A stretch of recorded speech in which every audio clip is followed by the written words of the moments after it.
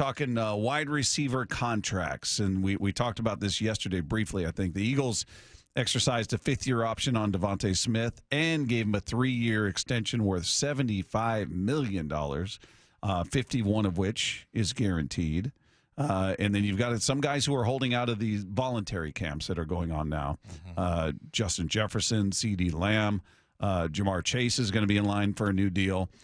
And you've brought up consistently about the deal that DK Metcalf signed. Now, I know some people feel like any deal he signed is too much. He's a problem. Get rid of him. They're the outlier. But considering who he is, you look at his production, even in an offense like this where you feel like they're not super pass heavy, his production is pretty solid, to say the least. I mean, he's going over 1,000 yards. He's got double-digit touchdowns in a number of his years. And what do we say? He's missed one game? I think one game in the entire time he's been here. Yeah. I think it was this year, so. right? Yeah. Yep, absolutely.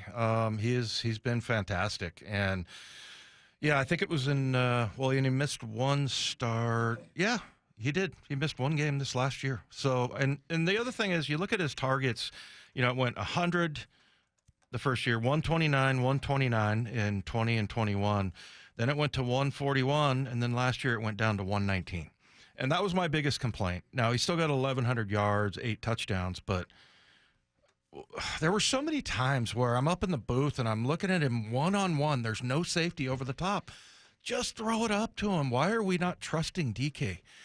So I think that's going to change. And I'm hoping that he gets back up into the 140 to 150 as far as targets go. But I'm sorry. I think he's the premier receiver. And I think he's an incredible weapon.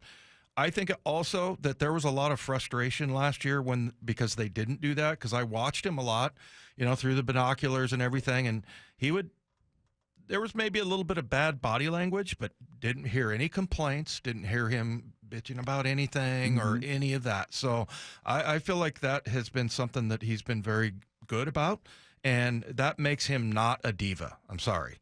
If the things that he's gotten in trouble with have been he's over aggressive.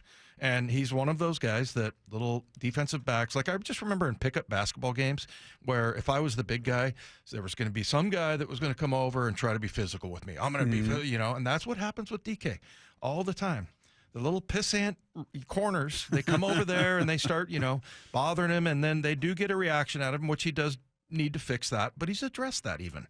So, yeah, for all the DK haters, I don't think that there's very many of them. I think they're very much in the minority, but yeah, I can't wait to see, and again, like I've talked about, I still think that's a really good bargain, and they got a good bargain for him, but they just didn't use him the way that he's meant to be used. Yeah, and that's the other unknown that we've talked about with this new coaching staff. I mean, everybody's new. How different is it going to look? Is it going to look night and day? Are we going to be watching as fans going, wow, they didn't do this much before. This is new, or is it going to be very subtle? I don't. Yeah.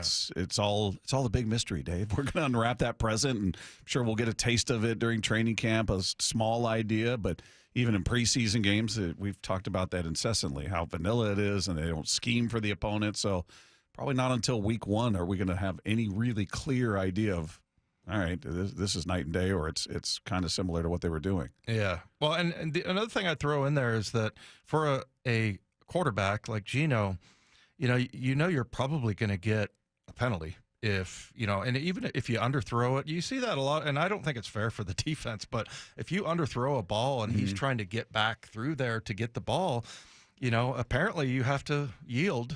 You got to clear the area. Yeah. So give the receiver a path to the ball. So I think I don't want to say it's an easy throw for Geno, but at least there's lots of positive options that could come out of that.